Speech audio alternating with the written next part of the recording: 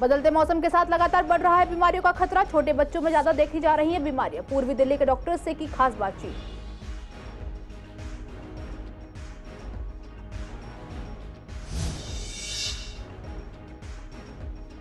पूर्वी दिल्ली के मंडोली में बंदूक की नोक पर लूटपाट। युवक से छीने 5 लाख रुपए। पुलिस कर रही है अपराधियों की पहचान।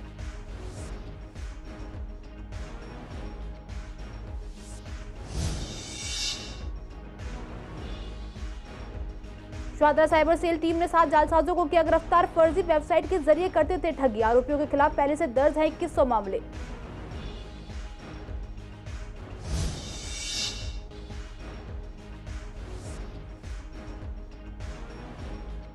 देश की पहली रैपिड रेल के उद्घाटन से पूर्वी दिल्ली के लोग खुश। आम लोगों के लिए कल से शुरू होगा सफर। सबसे तेज चलने वाली ट्रेन अब भारत में दौड़ेगी।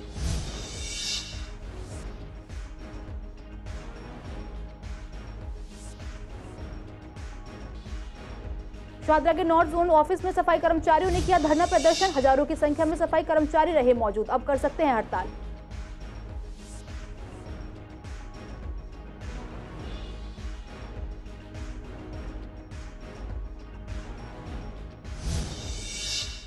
नमस्कार, आप देख रहे हैं सीसीएन लाइव। मैं हूं आपके साथ काजल चौधरी। स्वागत है आपका हमारे खास कार्यक्रम पूर्वी दिल्ली खास में। कुछ खास खबरों के साथ करते हैं बुलेटिन की शुरुआत। बदलते मौसम के साथ हर रोज पूर्वी दिल्ली में बीमारियों का खतरा बढ़ता जा रहा है।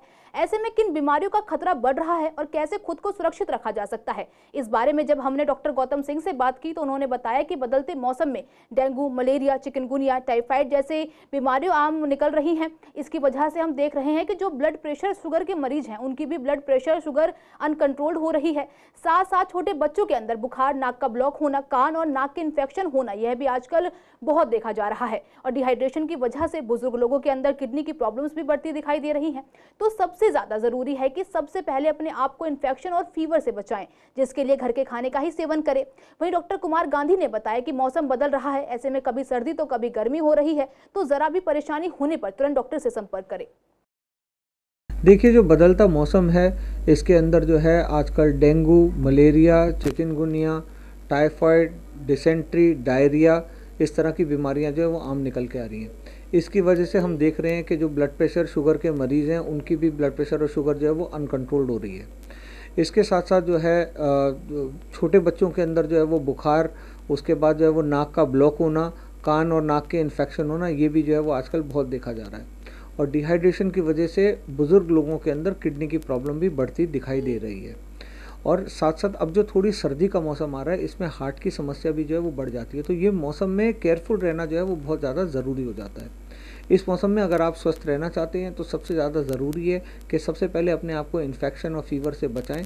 इसका मतलब ये है कि घर के खाने का ही जो है वो सेवन करें, बाहर कहीं पे खाना या पानी या पीने की कोई चीज़ें ना लें। हमें बेसिक हाइजीन का जो है वो ख्याल रखना चाहिए। जब भी कुछ खाने की चीज़ लें तो अपने हाथ को जो है वो धोना चाहिए अच्छे से साबुन पानी से। और वैसे भी जो है वो दिन में कई बार अपने हाथ को साबुन पानी से धोना चाहिए, जिससे इन्फेक्शन जो है वो हमारे पास ना आए, क्योंकि मेजॉरिटी ऑफ ये जो है वायरल इन्फेक्शन होते हैं। ये जो मौसम अब है गर्म सर्द दोनों है इसके अंदर, यानी कि दिन में आपको लगेगा एसी चला के बैठिए, पंखा चला के बैठिए, और रात को लगेगा पंखा भी बंद कर दीजिए, एसी भी बंद कर दीजिए। इसके अंदर जो होने वाली बीमारियां हैं उसमें सबसे ज़्यादा परेशान होता है इंसान ज़ुकाम और बुखार से। अभी डेंगू पूरी तरह से ख़त्म हुआ नहीं है, डेंगू के केसेस लगातार आ रहे हैं, बढ़ते भी जा रहे हैं। उसके साथ में अब बुखार हो जाएगा तो कहीं ना कहीं कन्फ्यूजन भी हो जाता है कि बुखार डेंगू से है या नॉर्मल वायरल से है। तो सबसे पहले इसके बचाव के लिए पूरी बाजू के शर्ट्स वगैरह पहनना शुरू कर दीजिए धीरे धीरे, जिससे कि बचाव होगा। दूसरा, जो वॉक पे निकलते थोड़ा सा अपना समय लेट कर दे, जो 4, साढ़े 4, 5 बजे निकलते थे आधा 1 घंटा लेट कर दे। दूसरी चीज़ ये हो जाएगी। तीसरी चीज़ इसके अंदर जो हमें करनी चाहिए, कान के अंदर रुई लगा के रखिए ताकि ठंडी हवा ना लगे। 2 दिन काफ़ी ठंडी हवा चली है, ठंडी हवा चलेगी तो भी ज़ुकाम का खतरा बन जाता है। अगर किसी भी तरह की बीमारी होती है, आपको कोई भी कहीं परेशानी लगती है तो डॉक्टर का संपर्क करिएगा, ना कि अपने आप में जाके केमिस्ट से दवाई लेंगे। शिकायतकर्ता नूर अली एल्यूमिनियम पिघलने की फैक्ट्री चलाते हैं। आज सुबह 11:15 पर बैंक ऑफ बड़ौदा से 5 लाख रुपए निकालकर यमुना बिहार में कुछ रिश्तेदारों से मिलने के लिए अपनी मोटरसाइकिल पर निकले। उन्होंने पैसे एक बैग में रखे हुए थे। सुबह करीब 11:50 पर वह फ्लाईओवर शमशान घाट मंडोली के सामने पहुंचे तो सफेद रंग की मोटरसाइकिल पर 2 लड़कों ने उन्हें रोक लिया और बंदूक की नोक पर उनसे लूटपाट की। लूट का मामला दर्ज किया जा रहा है। साथ ही इलाके के सीसीटीवी फुटेज भी खंगाले जा रहे हैं। मामले में आगे की जांच जारी है। शाहदा जिला की साइबर सेल की पुलिस टीम ने एक फर्जी वेबसाइट के जरिए लोगों की मदद करने के नाम पर ठगी की वारदात को अंजाम देने वाले 7 जालसाजों को गिरफ्तार किया है। गिरफ्तार आरोपी एक फैमिली हेल्पलाइन की फॉर्म चलाते थे और उस फॉर्म के जरिए लोगों को मदद के नाम पर उन्हें नौकरी और काम दिलाने का झूठा वादा करके ठगी की वारदात को अंजाम देते थे। आरोपियों की गिरफ्तारी के साथ पुलिस ने उनके कब्जे से 11 मोबाइल फोन, 100 से अधिक SIM card, 3 laptop, 4 chequebook, 5 ATM और कुछ खातों को फ्रीज किया है। आरोपियों की गिरफ्तारी के साथ कई मामलों का खुलासा भी किया गया है। गिरफ्तार आरोपियों के खिलाफ 2100 से अधिक धोखाधड़ी और चोरी के मामले दर्ज हैं। आरोपी पिछले 2 साल से ठगी की घटनाओं को अंजाम दे रहे थे। गिरफ्तार आरोपित व्यक्तियों की पहचान विकास मोहम्मद सुहेल अंसारी, अंकित यादव, कन्हैया कुमार महतो, बिहारी पासवान और अजीत कुमार पासवान के रूप में हुई है। आरोपी बिहारी पासवान और अजीत पासवान सगे भाई हैं। खरीदने के लिए किसी से बातचीत करी और उनको लगभग 1.15 लाख का पेमेंट कर दिया। जब उनने आगे बातचीत करने की जब डिलीवरी की बात आई तो उन्होंने जो आगे वाले लोग थे उन्होंने रेस्पॉन्ड करना बंद कर दिया और इस तरीके से उनको डील किया। जब हमने इस केस में हमारी टीम ने केस रजिस्टर करके इन्वेस्टिगेशन चालू की तो एसीपी संजय, एसीपी गुरुदेव और सब इंस्पेक्टर नंदन की टीम और सारी जो साइबर पुलिस स्टेशन की टीम जिसमें काफ़ी इंटेंस टेक्निकल इन्वेस्टिगेशन की। जो फ्रॉडुलेंट वेबसाइट थी, जो CDRs थे, IPDRs थे, सोर्स कोड की एनालिसिस की। इसके बाद हमने जो वेबसाइट को जीरो इन किया तो हमें पता चला इसमें जो गैंग है बेसिकली कुछ लोग हैं जो असली कंपनीज की फेक वेबसाइट्स बनाते हैं, उन पर अपने नंबर्स अपलोड करते हैं जो कि फॉर्ज्ड IDs पे होते हैं नंबर, और उन नंबर्स को यूज़ करके वो अपने टारगेट्स को मैनिपुलेट करके ट्रांजेक्शन कराते हैं। इसी में हमने फर्स्ट ट्रेड कंडक्ट करी, वो दिल्ली में ही कराला में करी थी और इसमें हमने 4 लोगों को अरेस्ट किया जो कि हैं मोहम्मद रजा, विकास, मोहम्मद सुहेल अंसारी, अंकित यादव। इन सब लोगों ने एक लेजिटिमेट कंपनी जिसका नाम था फैमिली हेल्प करके, जो अपने काम को डिजिटल मार्केटिंग, मीडिया और सोशल और वेबसाइट मेकिंग के लिए जो कंपनी अपने आप को 2000 दिल्ली NCR को जिस रैपिड रेल का पिछले कई सालों से इंतजार था वह पटरी पर दौड़ने लगी है। प्रधानमंत्री नरेंद्र मोदी ने आज सुबह 11 बजे देश की पहली रैपिड रेल को साहिबाबाद से हरी झंडी दिखाकर रवाना किया। आम लोगों के लिए शनिवार से इसका सफर शुरू हो सकेगा। उद्घाटन से ठीक पहले इसका नया नामकरण भी कर दिया गया है। देश की पहली मिनी बुलेट ट्रेन को अब नमो भारत के नाम से जाना जाएगा। दिल्ली मेरठ के बीच इस रोड पर अभी ट्रेन 17 किलोमीटर दौड़ेगी। साहिबाबाद से दुहाई के बीच 5 स्टेशन का सफर रहेगा। इसी की जानकारी लेते हुए जब हमारे संवाददाता विवेक पठानिया ने पूर्वी दिल्ली के लोगों से बात की तो उनका कहना था कि जनता को दिल्ली NCR से मेरठ जाने में करीबन 2 से ढाई घंटे लगा करते थे, अब वही सफर आधे से पौने घंटे में पूरा हो जाएगा। AC की फैसिलिटी मिलेगी, किराया कम लगेगा और समय कम लगेगा। वहीं जब हमने विधायक ओम प्रकाश शर्मा से बात की तो उनका कहना था कि भारत का रैपिड ट्रेन का सपना पूरा हुआ। सर्वप्रथम जैसे वंदे भारत ट्रेन की फैसिलिटी आई थी, अब ऐसी फैसिलिटी मेट्रो में भी दिखाई देगी। सबसे तेज चलने वाली ट्रेन अब हमारे भारत में दौड़ेगी। देखिए, प्रधानमंत्री जी जो अपने हिंदुस्तान के लोगों के सपने हैं, जो वो बाहर के देशों में देखते थे कि हमारे देश में कब, वो सब सपने साकार होते जा रहे हैं। जैसे वो ट्रेन चलाई है वंदे भारत, अपना जम्मू जा रही है, कई जगह जा रही है और स्टेटों में भी चली है। ऐसे ही ये नमो ट्रेन का जो उद्घाटन हो रहा है, काफ़ी टाइम लगता था, 1.5 घंटा लगता था, पौने 2 घंटे लगते थे जाने में अपनी गाड़ी से या अपने स्कूटर से, अब वो 20-25 मिनट में पहुंच जा करेंगे।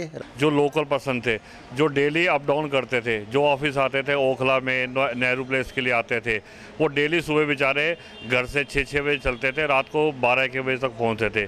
लेकिन जब इस ट्रेन से आने से वो 20 मिनट के अंदर अपना मेरठ पहुँच जाएंगे। ये बहुत ही सुखद और बढ़िया यात्रा मिलेगी उन लोगों को, लोकल लोगों के लिए बहुत बढ़िया चीज़ होने वाली है।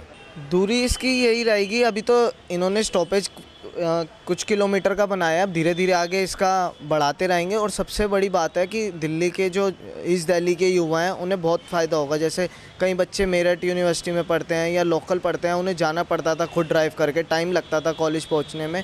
अब 20 मिनट के सफ़र में वो लोग आराम से पहुंच जाएंगे और इसका काफ़ी फ़ायदा होगा। और विश्वगुरु की तरफ जो मोदी जी का सपना था एक अपने देश को, भारत को बनाने के लिए, वो अग्रसर हो रहा है।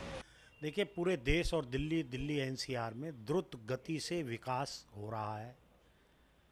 विकास के मायने अब बदल चुके हैं। समय सीमा पर में चीज़ें बनती हैं और लोगों को डिलीवर होती हैं, जिससे कि लोगों को सुविधा होती है। इंफ्रास्ट्रक्चर में बहुत बड़ा बदलाव आ रहा है।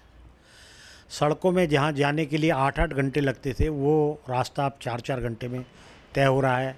और अब ये जो द्रुत गति से चलने वाली जो ट्रेन है, इसका उद्घाटन जो कर रहे हैं, इससे आने वाले समय में दिल्ली से मेरठ जाने वाले लोगों को बहुत ही सुविधा होगी। इंटरनेशनल स्टैंडर्ड की बहुत कम किराए में लोगों को जो सुविधा है, इसका सबसे बड़ा प्रभाव ये पड़ेगा दिल्ली एनसीआर में जो आबादी का घनत्व है। लोग जो रहते हैं मेरठ या उसके आसपास, वो लोग अपने घरों में रहेंगे, दिल्ली में आएंगे, काम करेंगे, वापस अपने यहाँ जाएंगे। तो इससे विकास के साथ साथ रोज़गार भी मिलेगा और लोगों को इसकी सुविधा मिलेगी। देखिए, इससे हर एक वर्ग के लोगों को फ़ायदा पहुंचेगा। जो बता दें, प्रधानमंत्री जी ने इस ट्रेन का, जिसका नाम उन्होंने भारत उस रखा है, भारत उसके नाम पर रखा है, उससे नमो भारत के नाम पर रखा है, उससे सभी श्रेणी के लोगों को फ़ायदा होगा, क्योंकि टिकट है उसका। और जिस भी श्रेणी के व्यक्ति जाना चाहे, सबसे बड़ी बात, जैसा आदरणीय ओम प्रकाश जी ने भी बताया, कि जो दिल्ली के ऊपर एक प्रकार से भार है, बाहर से लोगों के आने वाले जो हैं सर्विस क्लास के लोग हैं, वो अपने घर में रह करके ही सर्विस कर पाएंगे, आने जाने की सुविधा होगी। और जो 4 घंटे का समय लगता है, 3 घंटे का समय लगता है, उसको आधा कर दिया गया है। ट्रेन बड़े इंटरनेशनल स्टैंडर्ड की ट्रेन है, जिसमें हर प्रकार की सुविधा, जिसमें उस लोगों का स्वागत करने के लिए वो परिचारिकाएँ रखी गई हैं, और लोगों के बैठने की हर प्रकार की सुविधाएं, खाने पीने सब वहीं पर उपलब्ध होगा। 20 अक्टूबर यानी आज शाहदरा के नॉर्थ जोन ऑफिस में सफाई कर्मचारियों ने सांकेतिक धरना प्रदर्शन किया, जिसमें हजारों की संख्या में सफाई कर्मचारी मौजूद रहे और अपनी मांगों को लेकर लगातार नारेबाजी करते हुए दिखाई दिए। सफाई कर्मचारियों की मांग थी कि उनके कई कर्मचारी अभी तक परमानेंट नहीं हुए हैं, उनकी काफी उम्र निकल चुकी है, साथ ही आज भी उनको बोनस और सैलरी के लिए दफ्तरों के चक्कर काटने पड़ते हैं। सफाई कर्मचारी यूनियन के नेता आरबी उटवाल ने बताया कि बार बार अपनी मांगे मेयर के सामने रखने के बाद भी कोई सुनवाई नहीं हो रही है और सैलरी भी समय पर नहीं मिलती है। इसीलिए सभी कर्मचारियों ने अब काम बंद करने का फैसला किया है और हड़ताल करने की बात कर रहे हैं। साथ ही उनका कहना है कि शायद तभी सोई हुई सरकार की नींद खुलेगी।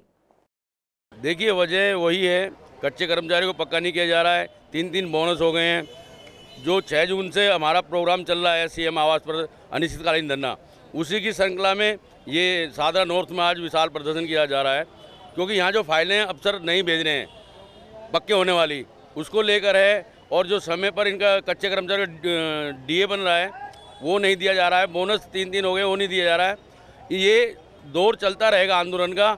आने वाली 6 नवंबर को सिविक सेंटर पर मेयर साहिबा का शव यात्रा निकाली जाएगी और उसी दिन काम बंद हड़ताल की घोषणा की जाएगी। मांगे तो बहुत सारी मांगे हैं, लेकिन सबसे जो हमारी मुख्य मांगे हैं, और वो मांग वो है कि जो हमारे कच्चे भाई हैं जितने भी हैं, उनको एक साथ पक्का किया जाए। 7 जून से हम केजरीवाल के धरने पर बैठे हुए हैं उसके निवास स्थान पर, और हमने ये प्रण करा है कि जब तक हमारी मांग नहीं जाएगी, हमारे एक साथ ही पक्का नहीं किया जाएगा, जब तक हम धरने पे से नहीं उठेंगे। 30 साल हमारे कर्मचारी को हो गया है और अभी तक पक्के नहीं किए गए। हमारी अहम और मेन मांग यही है कि हमें सब पक्का किया जाए।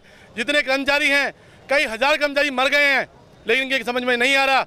कई सौ लोग इन्होंने कच्चे रिटायर कर दिए और उनको पक्का करने के लिए आगे नहीं है, क्योंकि ये लोग जवान लगे थे, 18 साल के लगे थे। आज ये 40 साल 50 साल के ये लोग होंगे। किसी को 2 साल दे रहे हैं, किसी को 1 साल दे रहे हैं। ये लोग इनको पक्का करके राजी नहीं, और जब तक पक्का नहीं करेंगे, अभी हम लोग धरने प्रदर्शन करें पूरी दिल्ली के अंदर, आगे हम लोग काम बंद हड़ताल करने जा रहे हैं। शाहदरा में बने फुटओवर की हालत बेहद जर्जर हो चुकी है। यहाँ से गुजरने वाले राहगीरों का कहना है कि यहाँ सबसे ज्यादा फुटओवर ब्रिज का निर्माण किया गया है, तब से अब तक लिफ्ट गायब है और प्रशासन कोई सुध नहीं लेता है। साथ ही यहाँ गार्ड न होने से रात के साथ दिन में भी निकलने में डर लगता है, क्योंकि यहाँ कई बार चोरी और झपटामारी हो जाती है। सरकार ने फुटओवर ब्रिज तो बना दिए, लेकिन बनाने के बाद उनकी सुध लेना भूल जाते हैं, जिसके बाद उनकी हालत शाहदरा में बने फुटओवर जैसी हो जाती है।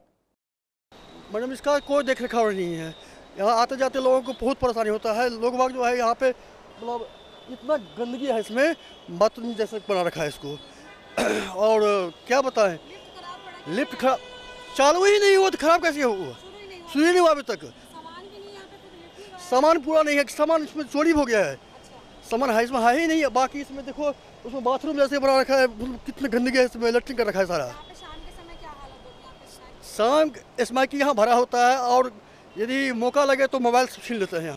सीढ़ी चढ़ के तो चलो हम लोग तो थोड़ा जवान हैं, चढ़ लेते हैं, लेकिन जो बड़े बुजुर्ग हैं उसको तो काफ़ी दिक्कत होता ही है महिलाओं की, तो इसलिए यहाँ तो है ही बहुत सारी समस्या है। जब भी मैं निकलता हूँ तो खराब ही दिखती है, वो तो गायब होगी शायद, गायब होगी। डर भी लगता है, वो तो मैं मेल हूँ इसलिए आ जा सकता हूँ, नहीं तो डरती तो हैं। बल्कि मैं ही कोशिश करता हूँ, अगर कोई लेडी जा रही होती है तो मैं देखता रहता हूँ, उसी की भी कुछ ऐसा ना हो, मैं ही देखता रहता हूँ।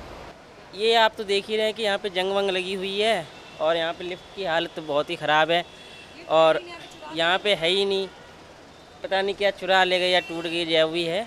और हमारे शाहदरा में जो भी है यहाँ पे रोड की भी हालत थोड़ी सी ख़राब हैगी। मैं अभी आया हूँ बहुत ही उधर की साइड से, शाहदरा की गली से आया हूँ, बहुत ही ख़राब गलियाँ हैं।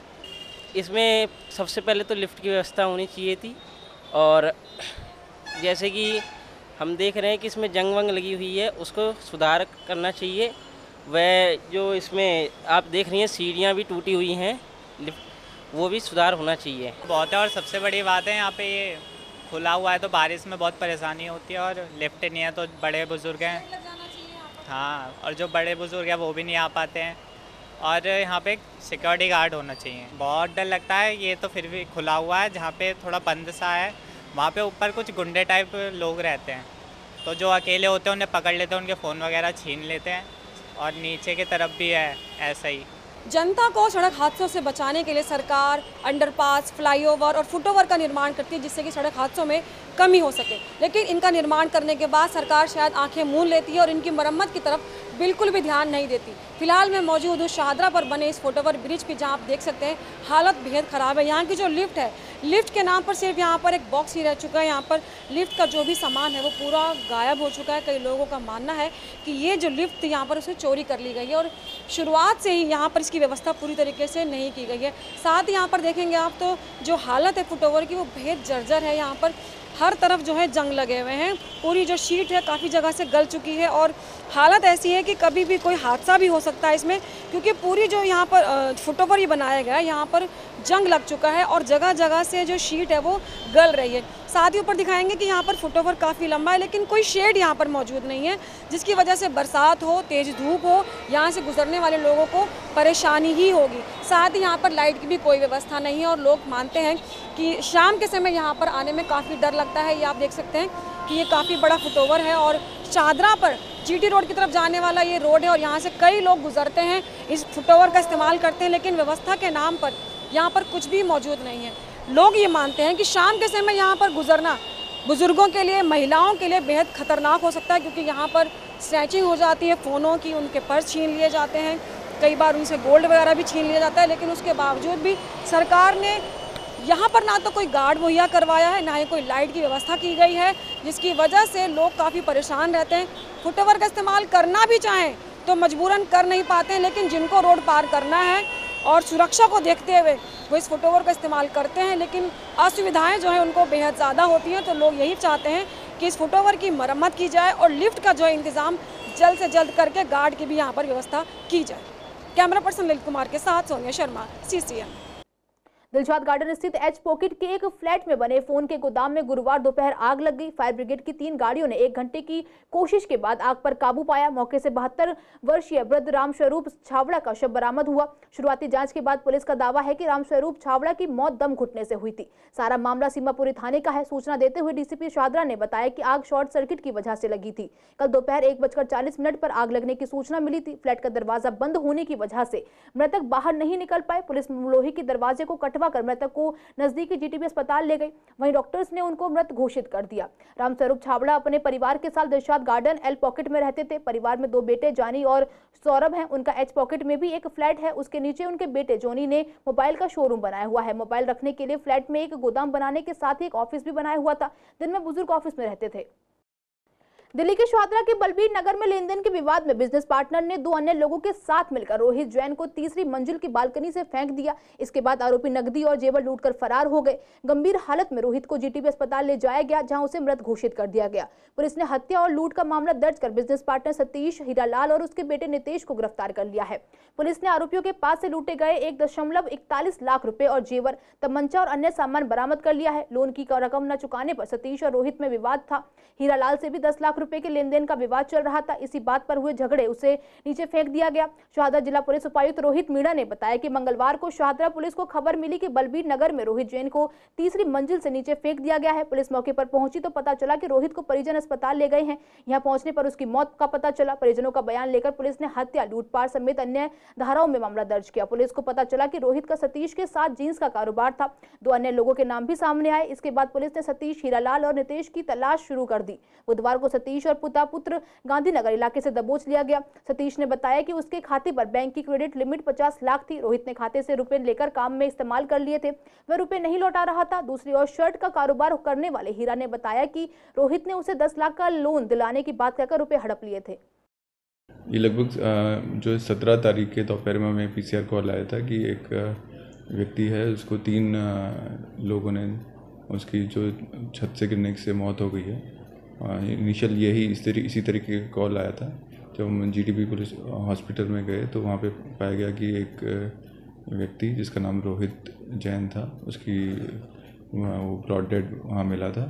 जब मामले में हमारी टीम ने वहाँ जाके इन्वेस्टिगेशन करी और जो घर पे जो मौजूद व्यक्ति थे उनसे पूछताछ की तो पता चला कि उस दिन वहाँ पे 3 लोग आए थे और वो कुछ उनसे पैसे की डिमांड कर रहे थे और इसी पैसे की डिमांड में जो कंप्लेनेंट ने बताया कि उन्होंने उस व्यक्ति को बंदूक दिखा के और उसको छत से धक्का दे दिया जिससे उसकी मौत हो गई। इसमें हमने 302 और रॉबरी, क्योंकि उसका वो सामान भी वहाँ से घर से लूट के चले गए थे, हमने केस रजिस्टर किया और इन्वेस्टिगेशन स्टार्ट की।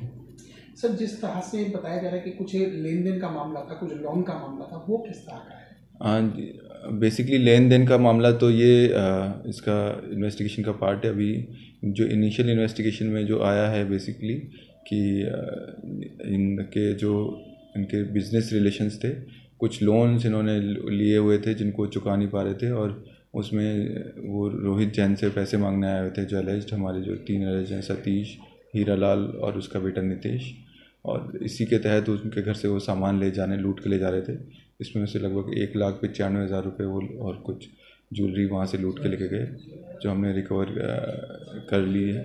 और जो अभी आगे की इन्वेस्टिगेशन रिगार्डिंग क्या उनके फाइनेंशियल ट्रांजैक्शन से और क्या किस तरीके से पूरा घटनाक्रम हुआ वो अभी जारी है।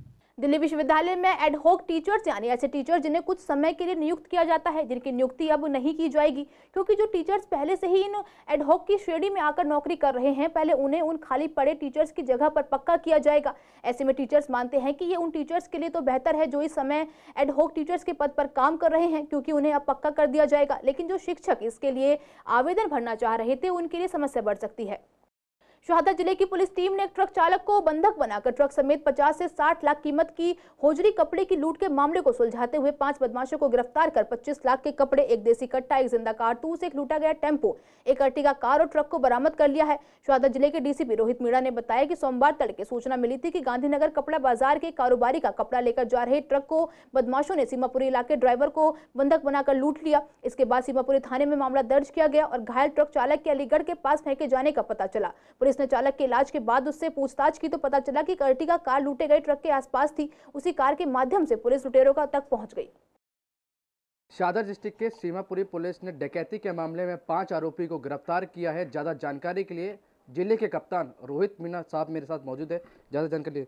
ये घटना है वो 14-15 की रात को है। 16 तारीख को ये इन्फॉर्मेशन मिली थी कि ऐसे रात को गांधीनगर से एक जो ट्रक है वो जो कपड़े का हौजरी का सामान है वो लेके निकला था और उसको ड्राइवर सहित लूट लिया गया। ड्राइवर को अपडेट करके और अलीगढ़ में उसको फेंक दिया गया।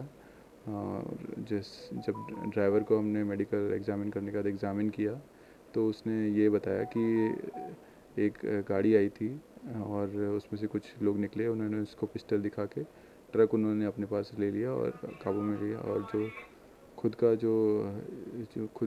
को अर्टिगा में बिठाया और उसको अलीगढ़ में फेंक दिया।